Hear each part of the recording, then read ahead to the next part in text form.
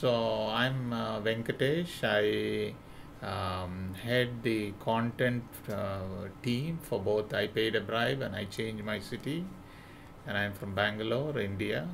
And I would be talking about these two online platforms that are run by our organization. I'm from Janaagraha, a non-profit based out of Bangalore, which has been working to resolve working in the field of urban governance for the past 14 years in Bangalore, and we have built these two online platforms. One is iPaidAbribe.com, which is a crowdsourcing of corruption reports platform, mostly on retail corruption, and iChangeMyCity.com, which is what we call as a locational online platform to build communities of active citizens. I Change My City is a very Bangalore-centric platform, and I Paid a Bribe is an international platform.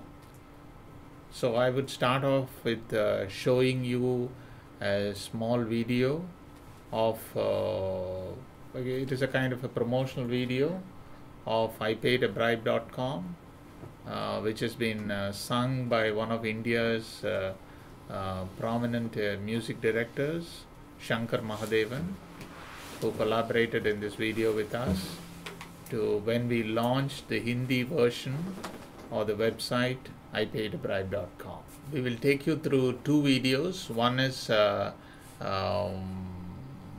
video on I Paid a Bribe when we launched our Hindi version, and another is a kind of a testimonial of a I Paid a Bribe user. I mean, one of the very few users who got his issue resolved through I Paid a Bribe.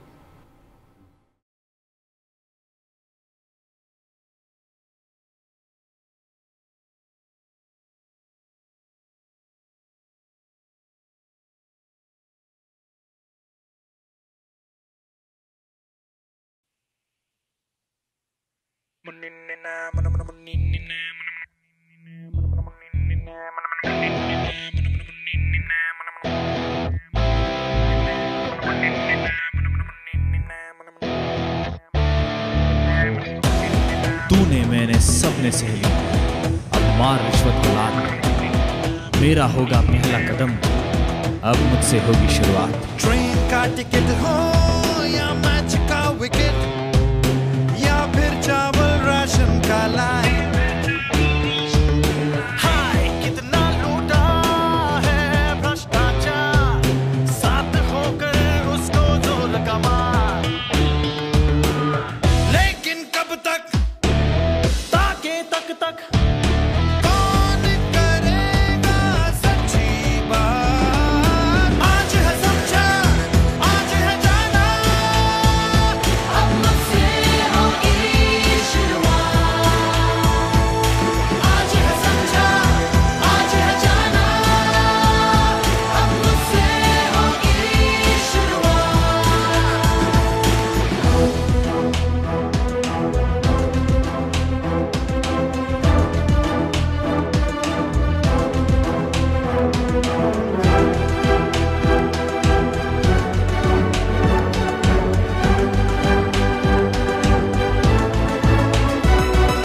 ना मैं गलत हूँ ना तू गलत है, फिर क्यों है भ्रष्ट सल्तनत। दिल हो अच्छा काम हो सच्चा, भ्रष्ट ना अब होगा अपना भारत। ठहरा अब तक, जाने कब तक होगी सच्ची दिल की बात। आज है समझा, आज है जाना, अब मुझसे होगी शुरुआत। आज है समझा, आज है जाना,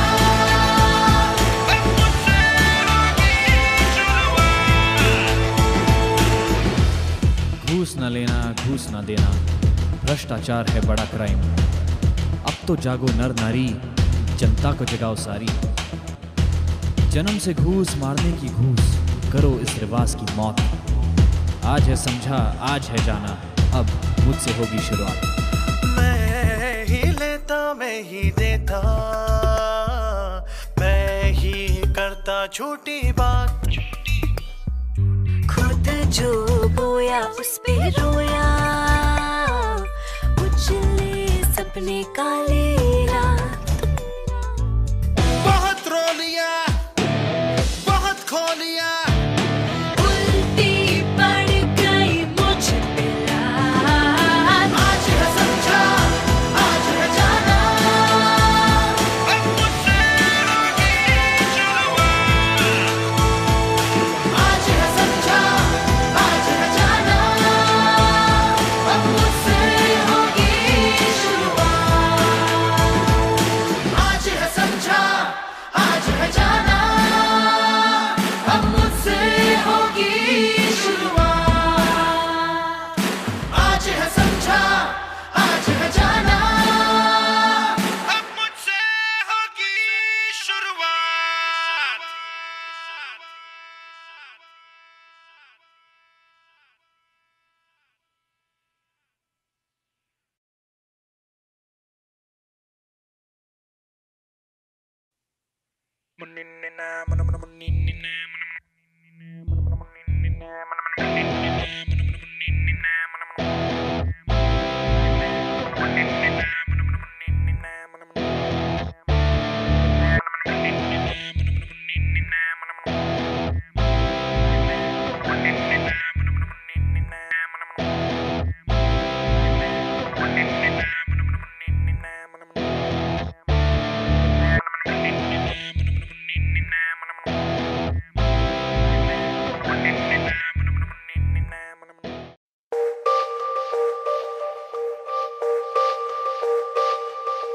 I'd like to narrate an incident that happened to me in August 2012.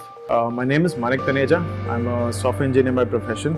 I'm also a whitewater kayak enthusiast. I was traveling from San Francisco to Bangalore, and I purchased a kayak in the US and I wanted to bring it in. So when I landed at the airport, when I walked up to the customs official, he demanded 3 times the amount of duty than what I thought it should have been. We argued for about half an hour. I was quite confident that that what I was claiming of the duty that should have been right, but he kept arguing, and the only other alternative that he left me was that he was going to impound my boat. In the end, I just gave in to his demand for whatever that he asked, which is rupees 8,000. And after I paid the bribe, I felt really bad about it. So the very next day, I lodged a complaint on I paid a bribe. To my surprise, within the next 24 hours, I got contacted by the Additional Commissioner of Customs to come to his office and report the incident.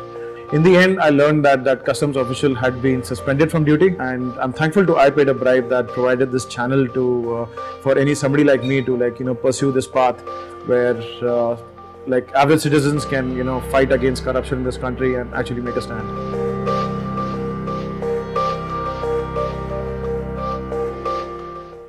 So this is a kind of a video done by Shankar Mahadevan. It shows a child learning to the ways of corruption and trying to corrupt his teachers to get better grades, and then the parent understands of how he has trained the child. So we start off with I paid a bribe. It's around almost 3.5 to 4 years that we started this initiative in Bangalore. The idea came about from our founders Ramesh Ramanathan and Swati Ramanathan, who had spent some time in the US and had come back to India, and then they started with Janaagraha, the organization, the non-profit organization that I work for. They had a focus on resolving urban governance issues. The focus was not on rural areas but on urban areas, an issue that affected the quality of life in urban areas. So they started off with organizing what we call as ward sabhas. These are citizen groupings in urban areas where citizens are mobilized to talk about their civic grievances. And we have worked extensively on Janaagraha has worked extensively on mobilizing civic activists and citizen groups in the city of Bangalore for the past 14 years.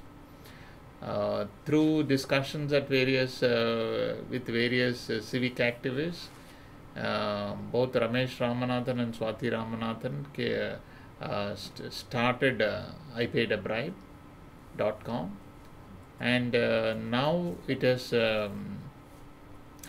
got a lot of international acclaim and is now in and around 15 to 18 countries. So these are non-profits in those countries who approached us to start iPaidAbribe.com in their countries, and we share the source code with them free of cost and help them set up such a site in their countries. So we are looking to expand our international footprint by adding more countries to the list, and also looking at how do we transfer the knowledge of best practices that we have to them in a more easy to digest format. So the key to iPaidAbribe when it began was that there was no data then on retail corruption. Retail corruption is huge in a country like India, where you could be stopped at a traffic light and asked by a cop for a petty bribe, or any government service that you are likely to receive, you would have to pay a minimum bribe for it to receive that service. It could be getting your passport renewed, getting something as basic as even a ration card. This is a card given to India's poorest citizens so that they can get some quantity of rice and other products which are supplied by the state.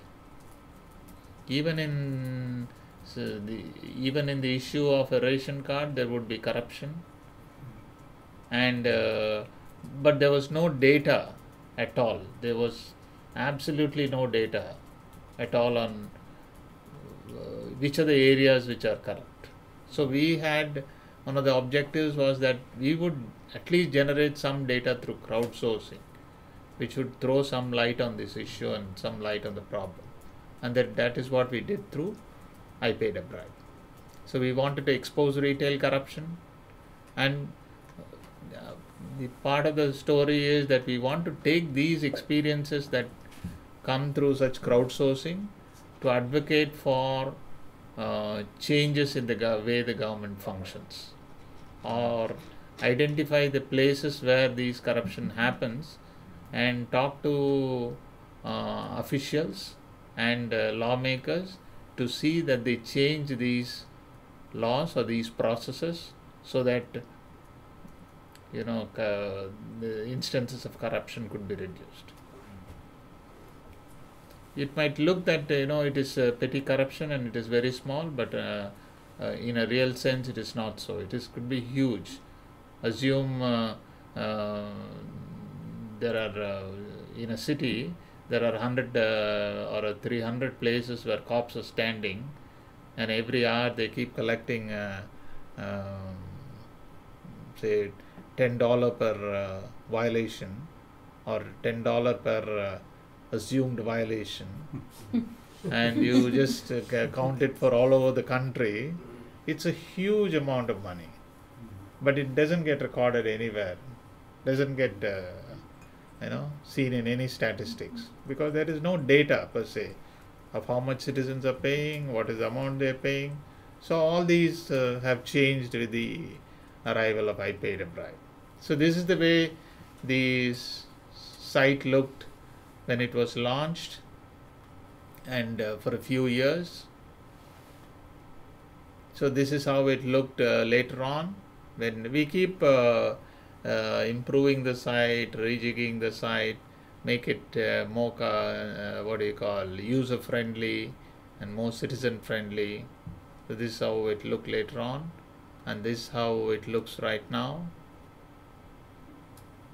So we have on the left hand side you see the maps, see the number of reports and the amount. The amount is very small because what we are looking for is really retail corruption. If I paid $1 corruption or $2 or $5, this is what we are looking for in these reports. We are not really looking for somebody saying, oh, I paid $2 million to the mayor. No, that's not the focus. The focus is on small retail corruption which the citizen pays, during his normal routine of life. So if you see, we have 47,000 reports, and we are there in 635 towns. Most of our reports are coming from. And if you go to our website, this is an interactive site where you can see, which state has a lot of corruption, which, like that. But since we are from Karnataka, near Bangalore, there could be a bias in a lot of people reporting from Bangalore. So these biases are always there in crowdsourced reports, that in some places people are more likely to report, some places less likely to report. So that doesn't really skew the system that much. It gives an overall idea about where it is headed. So what level of detail do people report? Do they so the name a business or something, or do they? Ideally, assume I'm coming to report on the site, I would say my name, give my mobile number, give my email ID. The mobile number and the email ID will not be shown to the outside world. The name would be shown. Name, mobile number, email ID, the place where the bribe was paid, how much was paid, and to whom. If you want to remain anonymous, you can even remain anonymous. That is, you have an assumed name. You can also tick whether you want this to be shared with the government vigilance agencies or with the media. If you don't want it, you can avoid ticking these. Avoid, you mean their name being transferred or their email? To the email, to the government officials, okay. To look into this complaint. Sometimes the particular complaint. The kind of people who come there are 2 or 3 fold. Some of them want to just let off their steam that they have paid. Some want to see whether there is any potential action that could be taken. Some are,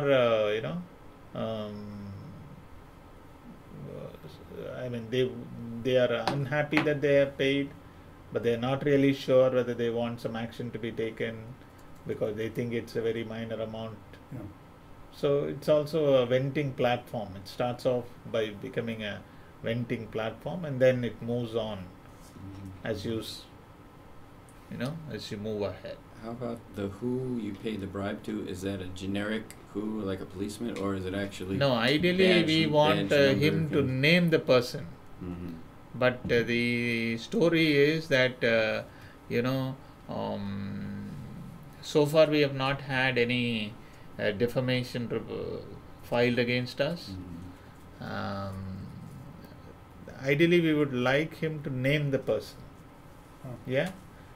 But what happens is, in most cases, citizens are either not very, they don't get the details right. So that is what happens. But ideally we want the person to be named. It's also a naming and shaming platform. That is the essence of the store. When I speak about it, often people say, well, how can you tell that people aren't using it for retribution, or that basically to get back at I will tell, if suppose somebody gets back to us, writes to us, telling that I have been unfairly named in this report. So what do? We get back to the complainant and say that the person whom you have complained against says that he has been unfairly targeted. Do you have any corroborating evidence that you had something to do with this person in this place, in this point in time? If you were to go to a government office, there would be a register in the front. You would have to register. So Venkatesh came to this office on this day. There is an evidence. Yeah. And if my file is sitting with that particular person who asked for a bribe, then there is evidence. But assume the person says, no, I don't have any evidence, but I paid a bribe. So this is where the very ticklish part comes in. We tell him that this person whom you have accused of paying a bribe wants to know what is it that really happened. We are with you if you have some evidence. Yeah. But you need to have some corroborative evidence that you had something to do with this person. You were in this office at this point in time. Okay. That's what we communicate to them. And if they don't, does it stay on the record? In other words, that No, this- we try to, write to this person telling that, it is better you edit the name because you're not able to Right. come up with any. What we are looking for is basic evidence. If there is an evidence that you were there at that point in time, you had something to do with this person, then we tell the person that we are just sending this to your superior official with your comment that you did not take it. Mhm. Oh my goodness. Mm. Wow, I didn't realize you actually Yeah. identify individuals who take bribes. I thought it was anonymized. No, Wow. no. It's if somebody points the name Yeah, of that yeah. individual, Yeah. then the name lies on Okay. record. Yeah, okay. So you move the whole process forward in those cases of, Yeah. of having So both what we- sides. What we do Waiting. is we send these reports to various government vigilance forums and agencies, which are part of the government and looking at bribes or retail corruption in these government forums. We send it to them. What is the level of government enforcement that is typical? I mean, has what you're doing changed that, or what is it like? Because is it severe, or is it just like somebody I'll slaps tell their you. hand? or So does it- I'll yeah. come to one case where you'll understand how difficult is it to get a government official suspended or dismissed from service. Okay, go ahead. So this is now, see, apart from what is it that we have on the site? We have I paid a bribe. We also have I did not pay a bribe. You can come and say that this guy asked for a bribe but I did not pay. I met a honest officer, which might be a bit rare, but if you come across that occurrence, you Do just they tell. usually name the name of that person? Yeah, I would like because to they're know. very happy with their service or something like that. Then there's something called bribe hotline. See, most of the time bribes are paid because there is certain information asymmetry or an information gap in the kind of, you really don't know how to get your passport and that's why the other person is asking for a bribe. You don't know what to do on this particular, transport department rules. So then we have a service wherein they can ask us, hey, I really don't know these rules. Can you point me to these rules? It would be there in some government website. We try to help out citizens telling this is that particular rule relating to renewal of a passport or an application for it. So should I have to pay should I pay a fee for this? No, or should that this be obviously, free? Obviously, it is free. Okay. It is the FAQs would on that particular website would show what is the process, how much of a fee you need to pay. Okay. So we try to send citizens to those websites. That is one. So we have this is what we call as how to.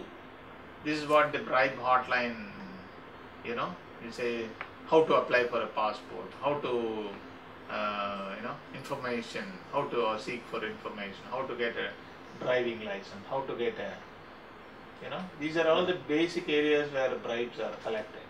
So we are trying to educate citizens on the law as it exists in these areas and how to get this form. Mostly to do with, some form which is sought by the citizen from the government and for which the bribe is sought. So we have crossed 10 million visitors for on a paid bribe, and we have around 47,000 bribe reports. So this is where we are in the media. We've been covered extensively from Guardian, New York Times. The who's who of the international media has covered us extensively. We have interviewed us, we have been,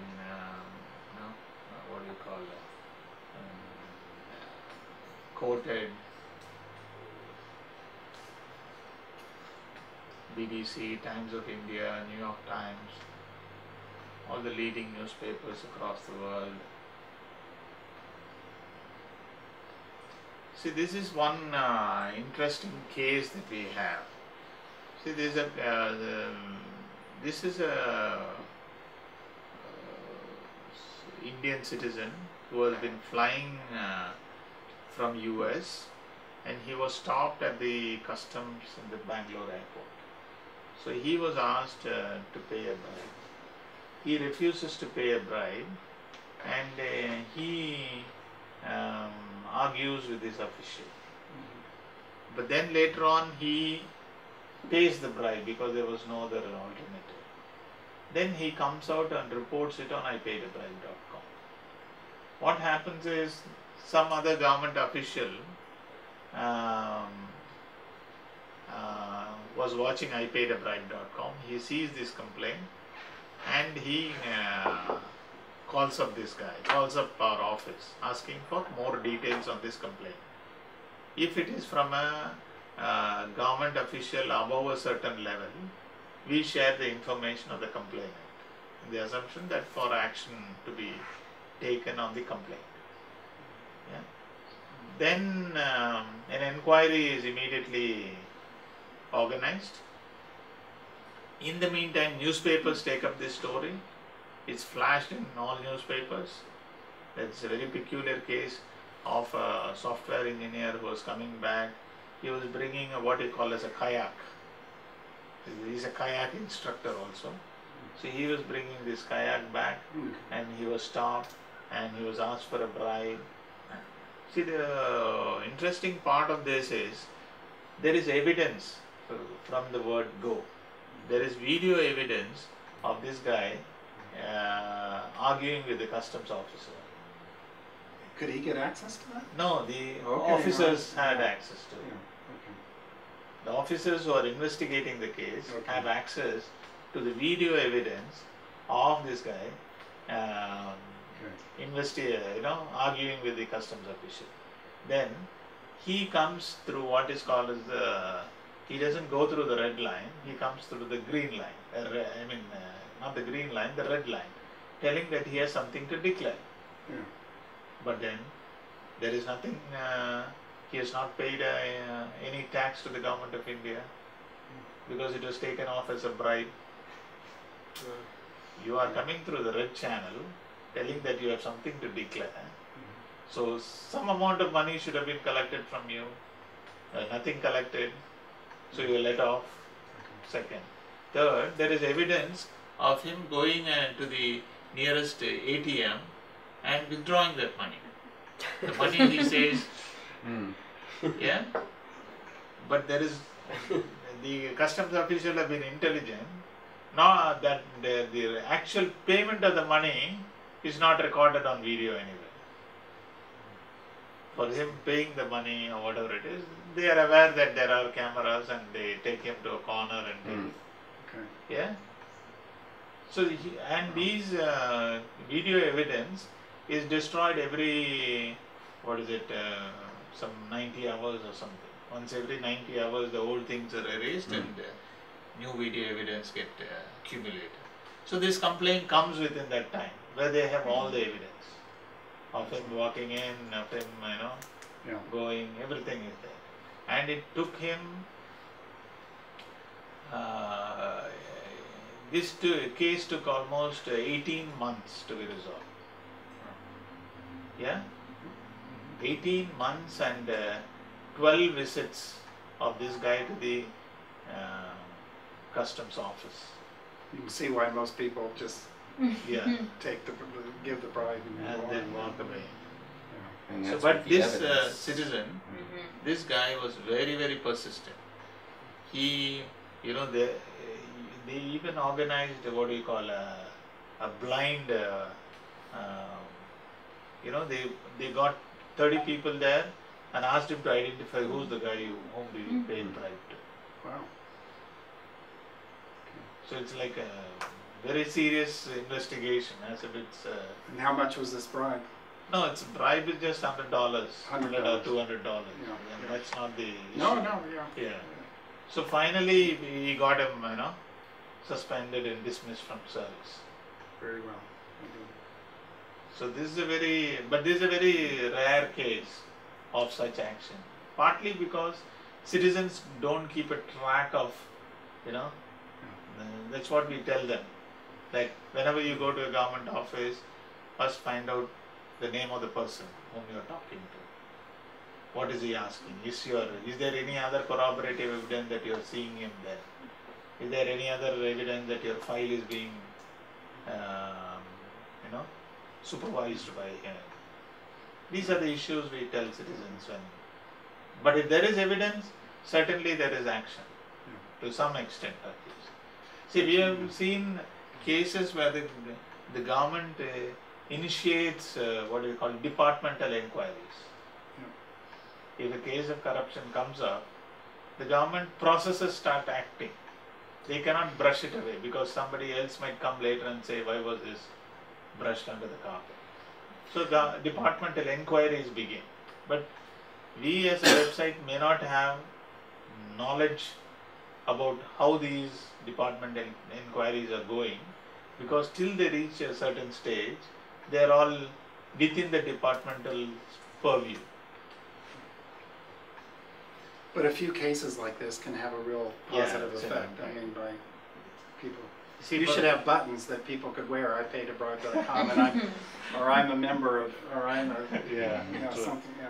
See, for example, there was the Transport Department of the state of Karnataka used our data to look for some process reforms in the Transport Department, because a lot of complaints were relating to driving license. How do you get a driving license? You need to pay a bribe, you need to go, you need to get your car checked. So do they, when they file a complaint, do they give a qualitative, like a description of what they did, or did they just tick boxes? Or what? No, they give it. There is a box to write the complaint. Okay, so they actually say, know how this is done. This is done. Whom are you talking I mean, about? the person reading that file would know this is how it happened, or Yeah, this is. how it happened. Yeah. So this is what we send these reports. Now if there is a certain query, we get back to the complainant and tell that the vigilance agency is asking for more information. Would you like to supply? In many cases, citizens don't want to pursue it because these are minor amounts. But if they choose to pursue it, it can grow bigger and bigger. Yeah. And then is there any kind of a benefit to reporters? No, so the benefit in the sense you see that your case is resolved. Apart from that, even in this case, I don't think they've paid him any. They don't compensate the complainant. See, that is a different case altogether, where the complainant goes in and says that it took me so much of time and effort to pursue this case, so you should be paying damages for me. I think that's another case altogether.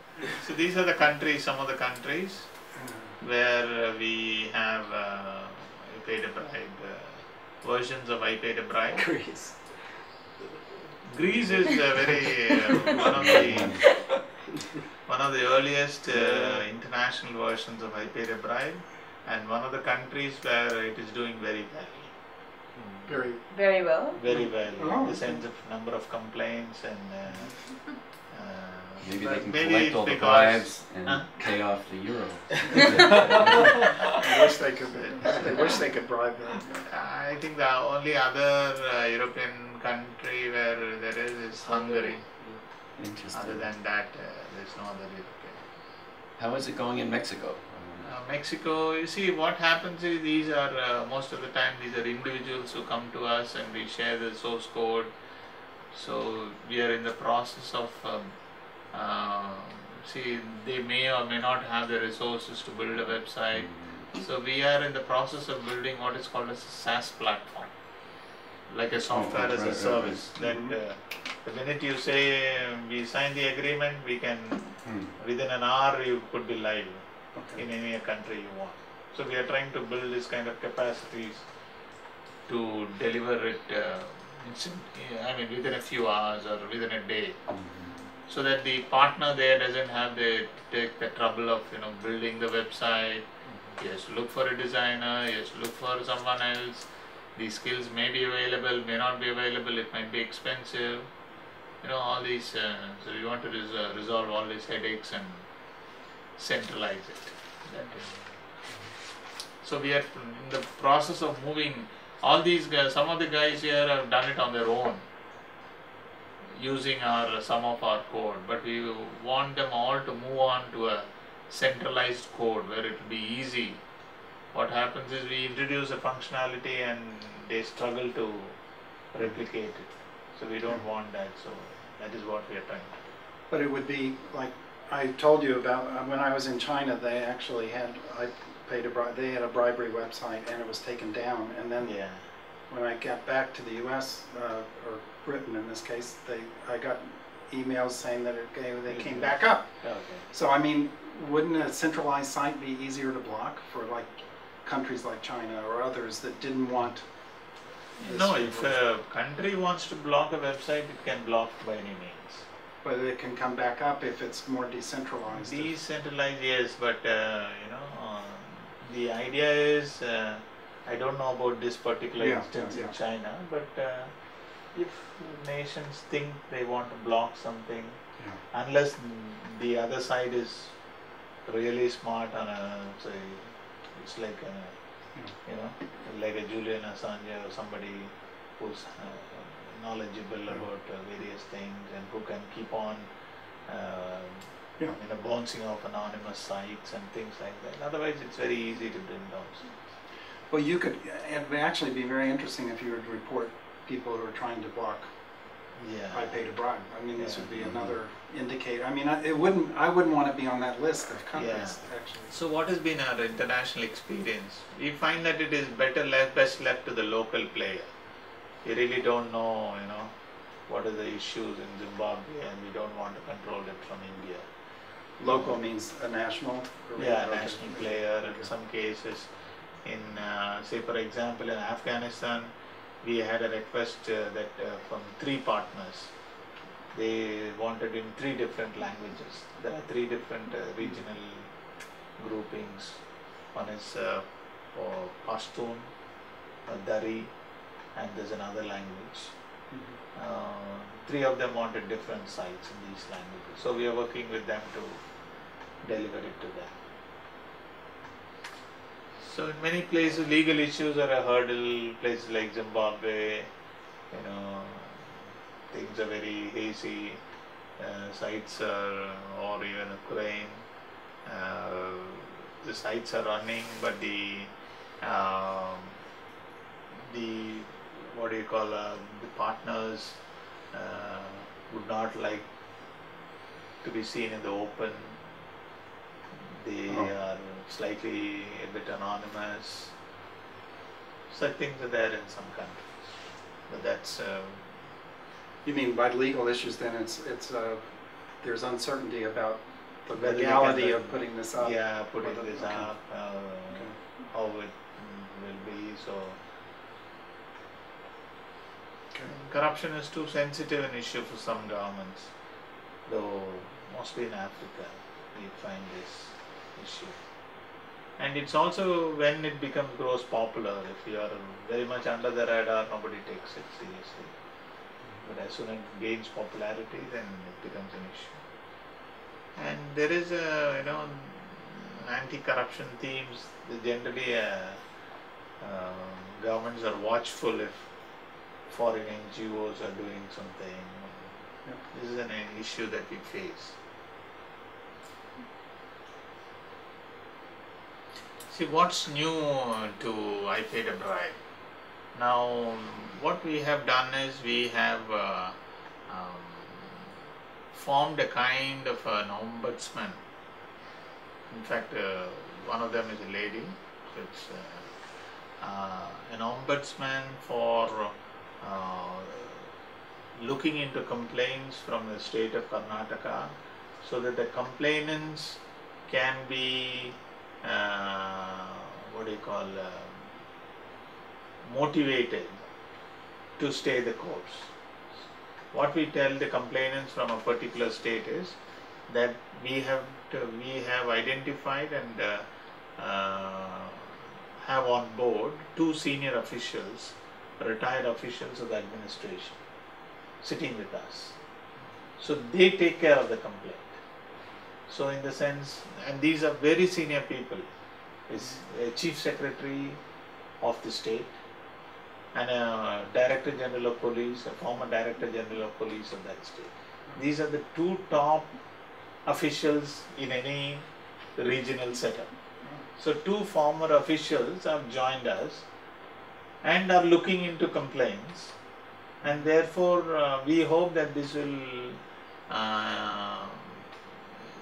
give an idea to citizens that they are in safe hands. And we are encouraging complainants to come in person if their complaints are slightly more complex.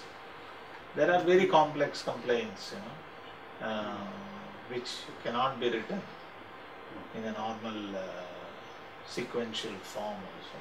So we encourage them to come and sit with these ombudsmen and have an in-person discussion with them on how they can intervene.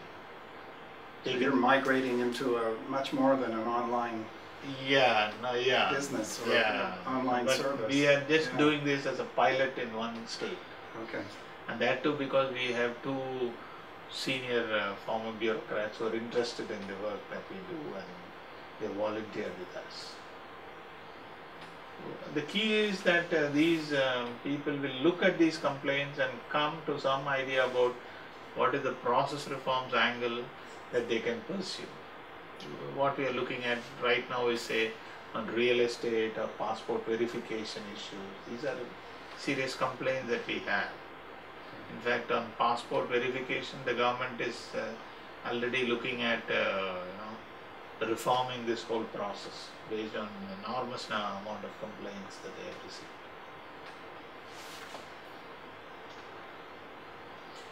So what next for I Paid a Bribe? We are looking at, in one way, looking at more partnerships, partnering with media groups, other NGOs, other organizations to take this message forward in a much more effective manner in India. We are also looking to add more languages. Whether we have started one language version of I Paid a Bribe, that is Hindi,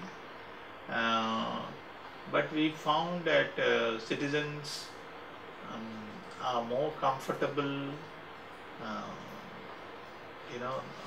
are not so comfortable typing in their own language, because phonetic typing is not that advanced and people are not that comfortable typing in their own language.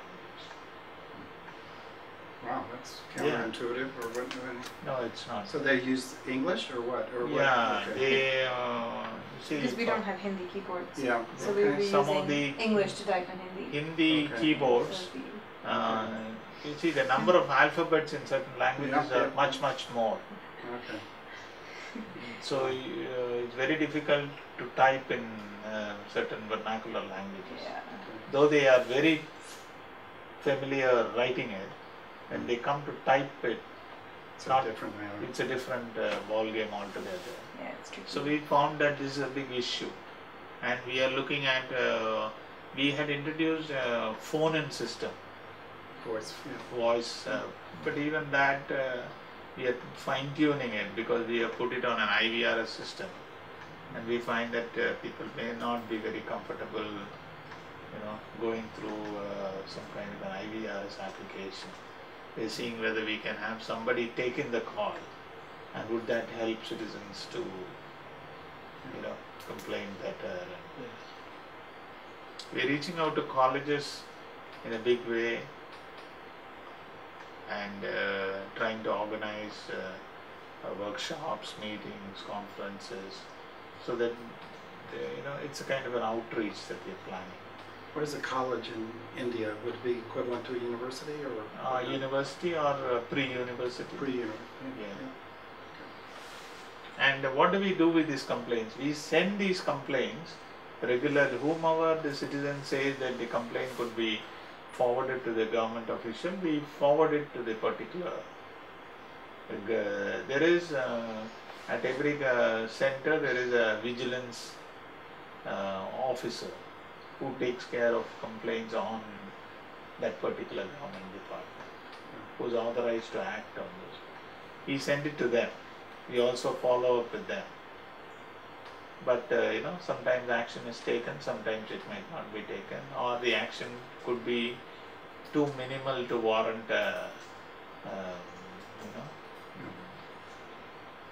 for public disclosure. The public disclosure stage comes when somebody is dismissed from service. Till that time, any other minor action taken, like one of the minor action they do is they transfer the official. See, I'm surprised that a lot of your focus is at the individual bribe and resolving that. When I thought, actually, the most effective thing would be basically the aggregated. That a certain kind of bribe is being pressed in a certain area of the country, and it's. So I'll come to that. That part comes from a process reforms angle. How do we, say for example, passport verification? If you take passport verification complaints, we would be the biggest repository of passport verification complaints. So what do we do with that? We tell the government, see, this is the issue, and these are the pain points. And we are using the ombudsman also to talk to the government, because it is their colleagues who are in the government. Telling them, now how do we resolve this? But we talk from a citizen-centric point, not from a process-centric approach. So we are not there to suggest a new process. We are there to tell that this is the citizen issue with this process. Now it is for them to rejig their processes. So this is what happened in this case. So if you see this transport department. So I think the Bribe worked with the transport department to help them re-engineer their process flow and reduce loopholes where corrupt practices could be done. I see. So the reformers in government can use this data to. You've done some research that can help them. Give them some. No, our research is not in a sense of qualitative research. It is basically raw data which we. This is the number of complaints. This is it, and we give it to them. But it's categorized. Categorized. So it's just the raw data, and then they do sorts of it and so on. Something like that. Okay. But still, you've done the research, the data collection part. Data collection part, and we give it to them.